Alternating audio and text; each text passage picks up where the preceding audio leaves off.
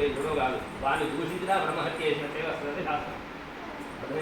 ఒక సత్బ్రాహ్మణుడు దూషించిండు అనుకో వాడికి బ్రహ్మహత్య పాతకం వేసేస్తుంది. కాబట్టి వాడిని తక్కువ చేసి చూడము, తిట్టడము, చేయడము, వాళ్ళతో మనసు బాధపెట్టడం సంథింగ్ ఏది జరిగిన అటువంటి పాతకాలు జరిగిన గురునిందాది అతి పాతకాలం, గురువులను నిందించలే వస్తున్నటువంటి పాతకాలు కానీ అగమ్య గమనాది అంటే ఏదైతే దారిలో పోతున్నాడో వాడిని దూషించడం కానీ మనం కుట్టడం కానీ మనం దోచుకోవడం కానీ అటువంటి ఏమైనా ఉన్నా అటువంటి పాతకాలు కానీ గోబాధాది ఉపపాతకాలం గోవధ చేసినటువంటి వచ్చడం కానీ మద్యగంధాది ఆఘ్రాణాది అంటే గంధం తీసుకున్నప్పుడు భాషను మధ్యలో చూడకూడదు. అందుకే మన వైశాఖ శుద్ధ తృతీయ రోజు నాడు సింహాచలంలో ఉన్న అప్పలస్వామి వారికి చంద్రోత్సవం చేస్తారు. అప్పుడు మీరు చూసినట్లయితే వాళ్ళు మొత్తం కట్టుకొని ఉంటారు. గంధం చేసేటప్పుడు ఏం చేస్తారంటే ముట్టుకి ముద్దుకి వీళ్ళందరికీ కట్టుకొని గంధం తీస్తారు. ఎందుకంటే దేవుడికి గంధం చేసేటప్పుడు కనుక ఆ వాసన మనం చూస్తే సర్పదోషం వస్తుందని కాదు. గంధం వాసన చూస్తే ఎగిరైపోతుంది. వంట చేస్తున్నప్పుడు చక్కగా వెంట మీదకి రాగానే సాంబార్ అన్నాడు ఆహా అబ్బంగా ఉన్నానంటే నైవేద్యాలు పనికిరాదు. అందుకే నైవేద్యం చేసేటప్పుడు కూడా మొత్తం కట్టుకొని వస్తుంది. వైష్ణవ సాంప్రదాయంలో మన ఇళ్ళల్లో అది లేదు కానీ రాగా నైవేద్యం అందులో పప్పు వచ్చిందా ఉప్పు వచ్చిందా ఇది వచ్చిందా అని అన్ని చూడండి అడగకూడదే మధ్య గంధాగ్రానాది ఆ దొరకని దోషం అంటే గంధం చేసినప్పుడు ఈశ్వరుడు పెట్టడం కనుక ఇక్కడ ఆశ్రయం ముందు చూసడంలో ఆ దోషం వస్తుంది. జాతి గంధకరణ అంటే ఉన్నటువంటి ఏవైతే దాన్ని ఏమంటారు మ్యారేజ్ అటువంటి ఏదైనా జరిగి ఉంటే వారి వంశాలు జరుగుతున్నా వీడే కాదు వీడు తీసుకోవాలి. అది అందరూ ఉంటుంది కదా. కాలి జరిగింది చూడండి ఎందుకు కట్టుకోవాలంటే కుదరదు కదా. అది తీయేదాకా మన మైండ్లో పోదు. కాలి గుర్తున్నది దాన్ని తీయాలి. కాబట్టి అటువంటిది ఏదైనా జరిగి ఉన్నా ఆ దోషం వీళ్ళకి అంటకుండా ఉండాలంటే చేసుకోవాలి. కాబట్టి జాతి బ్రహ్మగణాన గర్భవదాలు సుందరీకరణాన ఇటువంటి గర్భవదాలు ఏదైతే జరుగుతుంటారో వాటిని సూత్రశేష్యాలు అపాత్రీకరణాన ఎవరి చేతి నుంచి తీసుకోవాలో వాటి దగ్గర నుంచి తీసుకోవాలి. ఎవరి దగ్గర వాడు తీసుకోవడానికి వాడి ఇష్టాన్ని తీసుకోవడానికి వీలేదు. అక్కడ తీసుకున్న దాన్ని అనుభవించేది మనమే. వాడి సూత్రుని సేవించకూడదని బ్రాహ్మణుడికి ఉన్నది. కలికాలంలో వాడే కూడుంటే కానీ మనం నడవలేం కదా. కానీ కొంతమంది చేతుల నుంచి తీసుకోకూడదని శాస్త్రం. అటువంటి వాళ్ళ దగ్గర నుంచి తీసుకోవడం అపాత్రీకరణ. అటువంటి వాళ్ళ దగ్గర తీసుకున్నా మనం ఇచ్చిన ఎటువంటి దోషాధికారులు ఏమున్నా వాడికి క్రిమికీటక వధాది మరణీకరణ క్రిమికీటకాలని చంపిన అంటే అవసరం లేకుండా చీమలు దాని దారిన పోతుండదు. కాలు నడిస్తే దోషం చంపిన దోషం వస్తుంది. అది నేనేమన్నా దాని దారిన పోతుండదు. దాన్ని ఎందుకు చెప్పడం వాటిని దోషిస్తా. అది నీ ఎదురు వచ్చి పుట్టడానికి వచ్చింది చెప్పు దోషం లేదు. కానీ గాంధారణ జరుగుతుందని ఏం చేయకూడదు అని చెప్తుంది. అటువంటి క్రిమికీటకాలను చంపిన విహిత కర్మ త్యాగ నిషిద్ధ కర్మ ఆచరణ అంటే నీకు చెప్పుల పని రోజు చేయకుండా కొత్త పని చేస్తే నీకు దోషాలని చెప్పింది. మనకి విఫలమైన మనం చేస్తే పని చేయాలని పర్లేదు. అది చేసి ఇది చేస్తే దోషం వస్తుందని చెప్పింది. అటువంటి పాపాలు ఉన్నవన్నీ పరిహారం అయ్యి భయామపూర్వజైవ ఇహజన్మ జన్మాంతరేవ కృత సర్పవద సర్పహింస ఇటువంటి సర్పవద కానీ సర్పహింస కానీ మన వల్ల కానీ మన పూర్వజన్మనందు ఈ జన్మనందు ఎక్కడైనా మన వల్ల ప్రత్యక్షంగా పరోక్షంగా మనకు కారణమైన అటువంటి దోషాలు సంశోత్రణ దృష్టిబంధన దిగ్బంధ సమ్మోహన మన మీద ఎటువంటి ప్రయోగాధికారులు చేశారు. ఒకళ్ళ బతుకుతున్నాం కదా దృష్టిబంధనం మానవుడు దృష్టి ఆలట. ఇప్పుడు కొత్తగా ఎవడో కూర్చొని మండపాలు కన్నా సేవ చేసుకుని మనం ఏం చేయరు. ఏదో చేసినట్టు మన మీద అంటే అంత ఒక్కరు అడిగారు అందుకే మనం కోరుకుంటారు మందులు ఒక దృష్టి చాలని చెప్పి మానవుడు దృష్టి పెడితే చాలు కష్టమని చెప్పింది శాస్త్రం. అందుకే నరుడు రాయి చూపుకి నరుడాయి శాస్త్రం. వాడి మనకు ఎవరైతే శత్రువు ఉంటాడో వాడి దృష్టిలో మనం పడకూడదు. తప్పించుకొని తిరుగువాడు ధన్యున్నదిగా ఉన్నది కాబట్టి వాడి దృష్టిలో పడకూడదు. అటువంటి దృష్టి బంధనాది దోషాదులే ఉన్న దిగ్బంధన సమ్మోహనాది వశీకరణాది ఎటువంటి దోషాధికారులు మన మీద ప్రయోగాదాలు చేసినా వాటిని తొలగించాలి అని అంటే ఈ ఆశ్లేషావళి అనేటువంటి విశేషమైన చెప్పింది. అలాగే సర్పాశ్రితమైనటువంటి గుహలు కానీ గోపురాలు కానీ స్థలాలు కానీ అంటే మనం ఇప్పుడు ఇల్లు కట్టుకోవాల్సి వచ్చింది అనుకోండి. అక్కడ ఒకవేళ మట్టిలో సర్పాశ్రితమైన కుటుంబం అనుకో దాన్ని తీసేసింది అనుకో అది దోషం. దాని ఇల్లుని కొనుక్కొట్టుకొని నువ్వు ఇల్లు కట్టుకోండి దోషం కదా. దాని ఇల్లుని కొనుక్కొట్టినావు కదా దానికి ఇల్లు లేకుండా చేసినావు కదా. మరి ఇప్పుడు అది ఎక్కడ పోయి బతకాలి. కాబట్టి అది చేస్తే దోషం వస్తుందని చెప్పింది. కాబట్టి అటువంటిది ఏమైనా చేసినా దారుచ్ఛేదన వృక్షాల మీద ఆశ్రయించుంటుంది. ఆ వృక్షాలను నరికిన అంటే చెట్టును నరికే ముందు శాంతి చేయమని శాస్త్రం. అది చెప్పకుండా చెట్టును నరికితే దోషం వస్తుందని చెప్పింది. ఎందుకు అది ఎంతోమందికి ఆశ్రితమై ఉన్నది కదా. దాని మీద ఎన్నో జీవులు జీవిస్తున్నాయి. దానికి ఇల్లు లేకుండా చేసిన దోషం వస్తుంది. కాబట్టి దారుచ్ఛేదన చేసినటువంటిది శుకసారిక మార్జాల క్రిమికీట జత్తు హింసల సర్పకేరీ దశల సర్ప సంస్కార ప్రతిష్ట బలిపూర్వక ఎవరైనా సర్ప సంస్కారం చేస్తున్నారు అని అంటే లేదా సర్ప ప్రతిష్ఠ చేస్తున్నారు అంటే ఇటు బలిదానాలు చేస్తున్నారు అని అంటే అవహేళన చేస్తే వాడు మన తిరిగి వచ్చి సర్పశాంతి చేసుకునేదాకా దోషం పోదని చెప్పి వాడు కనుక చేసింది అదే ఉన్నది అది చేస్తే ఏం వస్తుంది అని అన్నాడు అనుకోవాడు వాడికి సర్పదోషం అంటుకుంటుంది వాడు వచ్చి సర్ప మళ్ళీ దోషం చేసుకుంటే కానీ పోదని చెప్పి వాడు ఏం చేస్తున్నాడంటే దండం పెట్టి ఊరుకోవాలి కానీ దాన్ని అవహేళన చేయకూడదని చెప్పింది అటువంటి అవహేళన చేసినా ఇటువంటి దోషాలు కాదు వస్తాయి.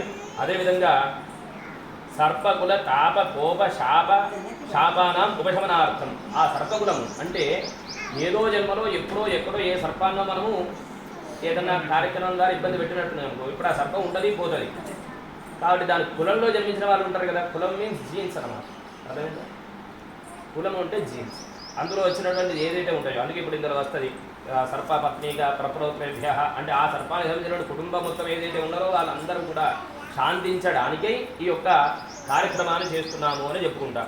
అదేవిధంగా జాతక భావంలో కూడా రాహుకేతులు అనేటువంటి సర్పానికి సంబంధించినటువంటి కాబట్టి జాతక భావంలో లగ్నంలో కానీ చతుర్థంలో కానీ షష్టంలో కానీ సప్తమంలో కానీ అష్టమంలో కానీ దశమంలో కానీ ద్వాదశంలో కానీ ఎటువంటి అన్యతమ భావస్థిత రాహుగ్రహ సూచిత సర్వవిధ సర్పబాధవశాదు ఇటువంటి దోషాధికాలు తొలిపోవాలంటే ఎప్పుడైతే సర్పబాధలు వస్తాయో అప్పుడు ఎక్కువగా స్కిన్ డిసీజెస్ ఎక్కువ వస్తూ ఉంటాయి.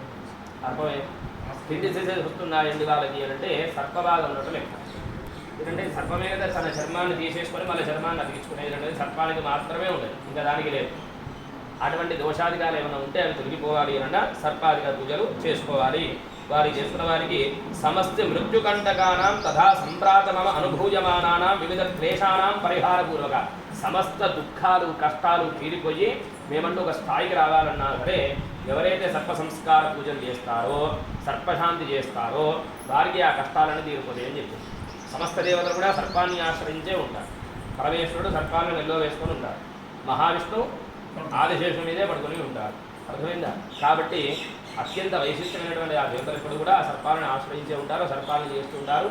మనలో ఉన్నటువంటి సర్పాన్ని ఉద్దీపనం చేయడమే సర్ప సంస్కారం. మన ఇక్కడ ఎక్కడో పామున్నది అది వస్తుంది కాదు, మనలోనే ఒక పాము ఉన్నది. ఏ పాము ఉన్నది? వెన్నుపాము అంటుంటారు కదా. వెన్నుపాము ఉన్నది అంటారు. కుండలిని శక్తి అన్నమాట. మూలాధారం నుంచి ప్రారంభమైనటువంటి కుండలిని శక్తి సహస్రారం వరకు వెళ్ళి అక్కడ ఉన్నటువంటి సహస్రంగా అంటే ఆదిశేషులు ప్రధానంగా చేస్తుంటారు. సహస్రపణమందలే అని చెప్తున్నారు కదా, అది ఎంత 1000 తలలతోటి ఉంటారంట. అది సహస్రార చక్రంలో ఉంటారనమాట. ఆయనను ఉద్దీపనం చేయడమే సర్ప సంస్కార పూజ. ఇది బాహ్యంగా చేయడము, అది అంతర్ముఖంగా చేయడం. అతను అంతర్ముఖ సమారాధ్య బహిర్ముఖ సుందరుల కానీ ఇవి ఎన్ని చేయడం ఎందుకయ్యా అంటే నీ అంతర్ముఖంలో ఉన్నటువంటి ఆ సర్పకుండలని నేను ఉద్దీపనం చేసి ఆ శక్తిని పైకి తీసుకుపోయి సహస్రారంలో ఉన్నటువంటి ఆ ఆదిశేషుని ఉద్దీపనం చేయడమే సర్ప సంస్కార పూజ అనమాట. కాబట్టి కుండలిని శక్తిని ఉద్దీపనం చేయడమే సర్ప సంస్కారము. అది చేయడం ద్వారా తద్దోషాధికాలు తొలగిపోయి వీడు జ్ఞాని అయిపోతాడు. దోషాలన్నీ కూడా తొలగిపోతాయి. అదేవిధంగా ఇంతకుముందు ఏం చెప్పినట్టుగా సపత్నీకస్య భార్యతో కలిసి ఉన్నటువంటి సమయమునందు జరిగేటువంటి సమస్త దోషాధికాలు ఏవైతే ఉంటాయో అవన్నీ కూడా తొలగిపోవాలని. బాలఘాత పిల్లల్ని అకారణంగా కొట్టకూడదు. ఎవడైనా చిన్నపిల్లల్ని చూడగానే కొడుతూ ఉంటారు చూసిలా వాడికి సర్పదోషాలు వస్తాయి, వాడి వంశవృద్ధి కాదు. అట్లా పిల్లల్ని కొట్టకూడదు, అకారణంగా కొట్టకూడదు. అల్లరి వాడి తర్వాత ఏం చేస్తారా? వాడే అల్లరి చేస్తారు. పెద్దోడు అల్లరి చేస్తారా? కాదు కదా. కాబట్టి పిల్లల్ని అకారణంగా కొడితే దోషం వస్తుంది అని చెప్పి అది కొట్టకుండా పిల్లల్ని పెంచకూడదు. కాబట్టి పిల్లల్ని అకారంగా కొట్టకూడదు. వత్స వియోజన తల్లి నుంచి వేరు చేయడం, వేరు చేసి ఉండకూడదు. పిల్లల్ని దూరం చేయకూడదు. వత్స వియోజన. మాతా పితృద్వేషము తల్లిదండ్రుల మీద ద్వేషం పెట్టుకోకూడదు. అలావిధంగా మాతా పితృ రక్షణాభావ వంశచ్ఛేదన ఆ వంశం నుంచి వారిని దూరం చేయడం కానీ వారిద్దరిని చూడకపోవడం కానీ అటువంటి జరిగిన భ్రూణహరణాది దోషాన ఇదేమంటారు భ్రూణహరణాది అబారసం చేయడం అటువంటి దోషాలు చేసిన దానికి సంబంధించినటువంటి టాబ్లెట్స్ ఔషధం ఇచ్చిన ఆ దోషం కూడా వస్తాయి. వాళ్ళకి కూడా అటువంటి దోషాధికాలు వస్తాయి. తథా పత్న్యా కుక్షిగత దోష జ్ఞానాజ్ఞాతన్య దుష్ట స్త్రీ చైలాంచల స్త్రీకి గర్భంలో ఉన్నటువంటి దోషాధికారులు ఏవైతే ఉంటాయో ఆ దోషాధికారాన్ని కూడా తొలగిపోవడానికి ప్రార్థన చెందుతుంటారు. అటువంటి దోషాధికారులు తొలగిపోవాలన్నా కూడా సర్పదేవత అనుగ్రహం ఉంటేనే అవి దొరుకుతాయి, తొలగిపోతాయి. అంటే అందుకే దానికి పేరు అండము అని. వీరికి అండప్రయుడు అనగానే వీళ్ళందరూ అనగానే అండం అనగానే ఈ కొడుకు సంబంధం లేదు. ఆ భావంలో ఉన్నదనే కానీ అది కాదు అనకే నాకు శాస్త్రం. కాబట్టి అటువంటి దోషాధికారులు ఉంటే పోవాలి. దుష్ట స్త్రీ చైలాంచల స్పర్శ దోషణ తదగ ఏకాసన ఆసన శయ్యాది. ఒక ఆసనంలో వేరే స్త్రీతో కూర్చుంటే దోషము, ఆ స్త్రీని ముట్టుకోకూడదు. దుష్ట స్త్రీతోటి కూర్చున్న ఒక ఆసనంలో ఉన్న ఒక శయ్య మీద ఉన్న వాడికి సర్పదోషం అంటుకుంటుంది. ఆనంద గారి తర్వాత సర్పదోషం చేసుకోవడానికి వాడు కొడుకు లేదా వాడు కొడుకు అట్లా 7 తరాల వరకు చూస్తాడు. 7వ తరంలో వీళ్ళందరినీ సున్నా చేసి పెడతారు అట్లా. కాబట్టి అటువంటి ఆవిర్భూతమైనటువంటి చతుర్విధ వంధ్యత్వ దోషాలు, తద్వారా వంధ్యత్వ దోషాలు అనేవి వస్తుంటే సంతానం కలగకుండా ఈ సంతాన సాఫల్య కేంద్రాల్లో తిరుగుతూ ఉంటారు అన్నమాట. అటువంటి దోషాధికాలు ఏమన్నా సరే అవన్నీ పోవాల్సి వచ్చిన ఇప్పుడు వచ్చినటువంటి వివిధ కృత్రిమ ఔషధ సేవనాధి ఉత్పన్న సర్వవిధ సంతతి ప్రతిబంధక దోష రసనద్వార గర్భధారణ తదక్షణ ఆయుష్మత్ క్షుద్ర సుపుత్ర జన అంటే ఔషధ సేవన ద్వారా చక్కనైనటువంటి సంతానం లేదని ఇప్పుడైతే ఐయుఎస్ ఇవన్నీ చేసుకుంటున్నారు కదా, అది సక్సెస్ కావాలంటే కూడా ఇదే చేసుకోమని చెప్పేది శాస్త్రం. ఒకవేళ కృత్రిమ ఔషధం ద్వారా సర్వవిధ సంతతి ప్రతిబంధక దోష రసన ద్వారా గర్భధారణ తదక్షణ అప్పుడు రక్షణ కలిగి రావాలి అంటే వాళ్ళు కూడా ఇవ్వలేదు. నువ్వు 6 లక్షలు 10 లక్షలు పెట్టినా మేము ధర్మాలుగా చెప్పలేమండి అని అంటారు.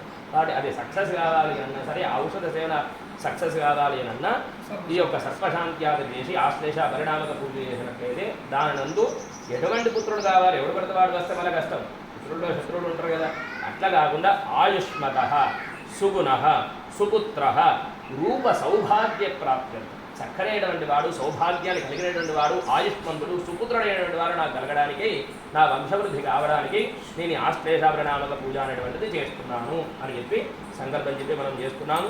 అత్యద్భుతమైనటువంటి ఈ రోజున అన్నిటికల్లో కింద గొప్పనైనటువంటిది ఆకామావై అంటారు. ఆషాఢము, కార్తీకము, మాఘము, వైశాఖము ఈ 4 వైశిష్టమైనటువంటి గొప్పనైనటువంటి మాసాలు. ఆ మాసాలలో పౌర్ణమి వైశిష్టమైనటువంటిది. అర్థమైందా? వైశాఖ పూర్ణమి చాలా విశిష్టమైనటువంటిది. మధుమాసం మాధవ మాసం అని పేరు కదా, మనం వచ్చింది చైత్రం మధు, ఇది మాధవ మాసం. కాబట్టి ఈ వైశాఖ పౌర్ణమి రోజు చేసేటువంటి కించిత్ కర్మ అయినా ఏదైనా సరే అంటే చిన్న జపం కానీ దానం కానీ పూజ కానీ అభిషేకం కానీ హోమం కానీ కొన్ని వేల రెట్ల ఫలితాలను కలిగజేస్తుందని శాస్త్రవచనం. కాబట్టి ఈ వైశాఖ చతుర్దశితో కూడుకున్నటువంటి పౌర్ణమి అంటే సాయంకాలం పౌర్ణమి అనేది పౌర్ణమి లెక్క తీసుకుంటారు ఇది. కాబట్టి ఈ చతుర్దశి పౌర్ణమి రోజునాలు ఆ భగవత్ సన్నిధానంలో చక్కగా ఇక్కడ చేసుకోవడం మనందరి యొక్క భాగ్యము. మీ పితృదేవతలు పైన ఉన్నటువంటి ఆ వంశంలో ఉన్న వాళ్ళందరూ అనుగ్రహం. ఇది చేయడం ద్వారా నీకు ఒక్కరికి ఉపయోగం ఉండదు అన్నమాట. ఎప్పుడు ఇది చేయడం ద్వారా ఏంటంటే ఆ పైన ఉన్నటువంటి దేవతలు ఎవరైతే ఇబ్బంది పడుతూ ఉన్నారో వాళ్ళందరూ ఆనందిస్తారు. అబ్బా ఈ రోజునాడు మాకు ఇక్కడ నుంచి విముక్తి కలిగి మేము స్వర్గలోకాలు పోవడానికి మార్గాన్ని ఏర్పాటు చేస్తున్నారని. రూపాయి రావాలి అని అంటే ఈశ్వరుడు ఇస్తారు, రూపాయి 2 రూపాయలు కావాలి అని అంటే పితృదేవతలు వాళ్ళు ఇస్తేనే ఇది 2 అవుతుంది, ఎవరు కాదు. నువ్వు సంపాదిస్తూనే ఉంటావు, ఈశ్వరుడు ఇవ్వడానికి సిద్ధమే. కానీ ఇది 2 కావాలి అంటే మాత్రం ఏమిరా ఇవ్వాలా అని అడుగుతున్నాడు. ఎందుకు వాడికి ఇచ్చిన దాన్ని వాడు నాకు ఏం చేసాడు కనుక నీకు ఇవ్వడానికి వెళ్తాం.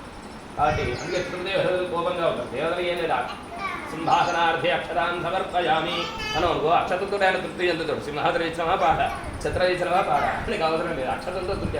పితృదేవతలు మాత్రం అట్లా కాదు.